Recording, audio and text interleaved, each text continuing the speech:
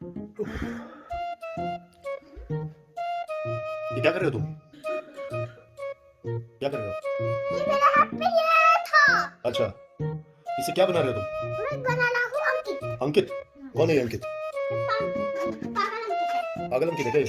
अच्छा, और तुम? मैं भी पागल हूँ। तुम भी पागल हो? हाँ। और मैं? आप भी पागल हो। अच्छा, और मम्मी? मम्मी अच्छी है। मम्मी अच्छी है? चलो सबको बोलो हाय। हाय करो सबको।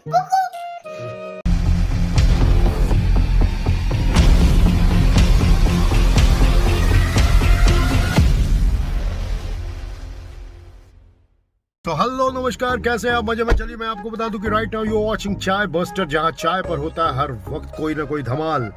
और आज क्या करेंगे कमाल, ये तो आने वाला वक्त बताएगा। फिलहाल स्टे ट्यून विद अस, क्योंकि आज के एपिसोड में हम आपको दिखाने वाले हैं जयपुर की वो खूबी जिसे शामिल किया गया Guinness book of world record में। जयपुर शहर की पहचान यहाँ के महलों और पुराने घरों में लगे गुलाबी धौलपुरी पत्थरों से होती है, जो यहाँ के स्थापत्य की खूबी है।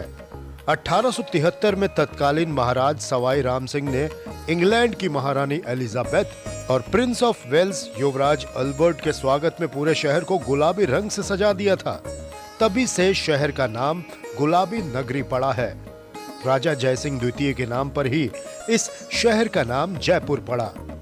जयपुर भारत के टूरिस्ट सर्किट गोल्डन ट्रायंगल का हिस्सा भी है। जयपुर को आधुनिक शहरी योजनाओं द्वारा सबसे नियोजित और व्यवस्थित शहरों में से गिना जाता है। देश के सबसे प्रतिभाशाली वास्तुकारों में इस शहर के वास्तुकार विद्याधर भट्टाचार्य का नाम सम्मान से लिया जाता है।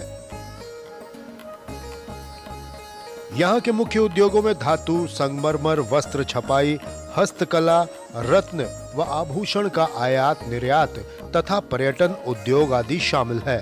जयपुर को भारत का पेरिस भी कहा जाता है।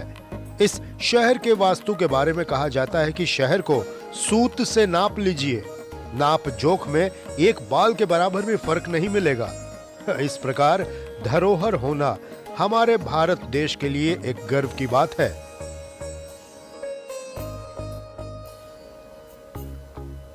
अब हम पहुंच चुके हैं भगवान कृष्ण के जयपुर के सबसे प्रसिद्ध बिना शिखर वाले मंदिर यानी गोविंद देव जी के मंदिर। ये चंद्र महल के पूर्व में बने जय निवास बगीचे के मध्य अहाते में स्थित है।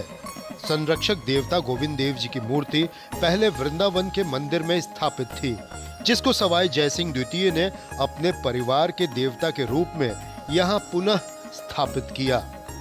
तब से गोविंद देव जी को जयपुर का शासक माना गया और यहाँ शासकीय मर्यादा लागू हुई। गोविंद देव जी सत्संग हॉल की 119 फीट लंबी और 124 फीट चौड़ी छत बिना खंभों के आश्चर्यजनक तरीके से आज भी वैसे की वैसी ही टिकी है और अपनी इस खासियत की वजह से सत्संग हॉल को Guinness book of world record में भी दर्ज किया गया है। जय हो श्री गोविंद देव जी महाराज।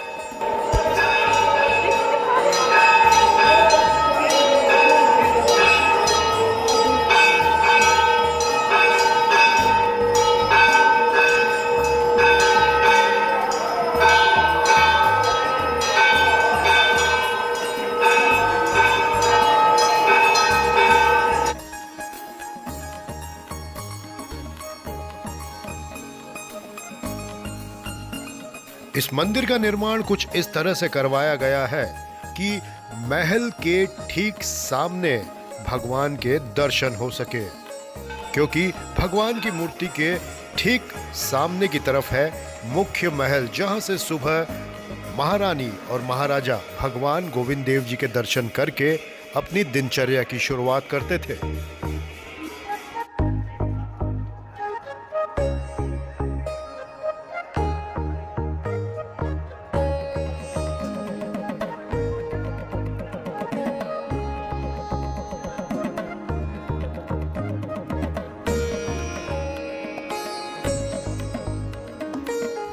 अब हम पहुंचे हैं हवा महल। हवा महल 5 मंजिला स्मारक है, जिसकी अपने मुख्य आधार से ऊंचाई 50 फीट यानी कि 15 मीटर है।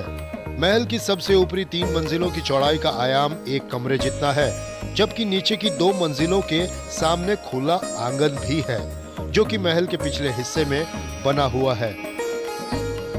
महल के सामने का हिस्सा, जो हवा महल के सामने की मुख्य सड़क से देखा जाता है, इसकी प्रत्येक छोटी खिड़की पर बलुआ पत्थर की बेहद आकर्षक और खूबसूरत नक्काशीदार जालियां, कंगूरे, गुंबद बने हुए हैं। यह बेजोड़ संरचना अपने आप में अनेकों अर्ध अष्टभुजाकार झरोखों को समेटे हुए है, जो इसे दुनिया भर में बेमिसाल बनाते हैं। अधरों से लगकर बांसुरी हो जाती है, चाय मिलते ही सारी ख्वाहिशें पूरी हो जाती है।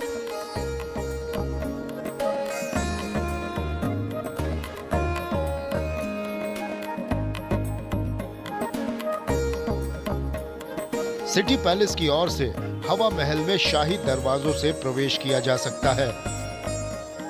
यह एक विशाल आंगन में खुलता है, जिसमें 3 और 2 मंजिला इमारतें हैं और पूर्व की ओर भव्य हवा महल स्थित है। इस आंगन में पुरातात्विक संग्रहालय भी है। हवा महल महाराजा जय सिंह का विश्राम करने का पसंदीदा स्थान था, क्योंकि इसकी आंतरिक साज सज्जा बेहद खूबसूरत है। इसके सभी कक्षों में सामने के हिस्से में स्थित 953 झरोखों से सदा ही ठंडी हवा बहती रहती थी, जिसके ठंडक का प्रभाव गर्मियों में और बढ़ाने के लिए सभी कक्षों के सामने के दालान में फव्वारों की व्यवस्था भी है, यानी कि एक तरह का एयर कंडीशन मान लीजिए। इसे सन 1799 में महाराजा सवाई प्रताप सिंह ने बनवाया था और इसे किसी राज मुकुट की तरह वास्तुकार लालचंद उस्ता द्वारा डिजाइन किया गया था।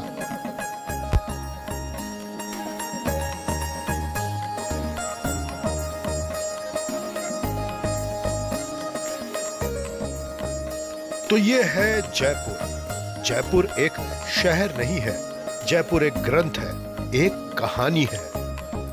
इस शहर के ठाठ नवाबी है, तो क्या हुआ, थोड़ा पत्थर से पथरीला है, लेकिन अंदर से बहुत मुलायम और गुलाबी है।